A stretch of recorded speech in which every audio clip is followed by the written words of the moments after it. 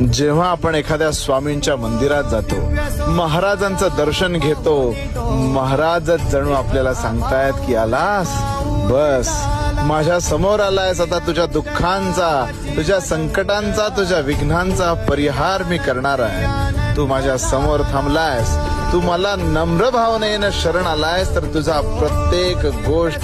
तुझी प्रत्येक गोष्ट सावरून घेण्याचं काम मी करणार आहे. महाराजांच्या मंदिरात गेल्यावर महाराजांसमोर नतमस्तक होत असताना आसुसलेल्या नजरेने जेव्हा आपण महाराजांकडे पाहतो, तेव्हा जणू महाराज आपल्याला सांगतात की भिवू नकोस, मी तुझ्या पाठीशी आहे, तुझा रक्षण करता, तुझा योगक्षेम चालवणारा मी आहे, तुझ्या मागं मी सदैव राहणार आहे. प्रत्येक गोष्टीत, प्रत्येक कार्यात, प्रत्येक बाबींमध्ये माझा हस्तक्षेप असणार आहे. मी तुझ्या बरोबर सदैव राहणार आहे. श्री स्वामी समर्थ. जेव्हा आपण एखाद्या स्वामींच्या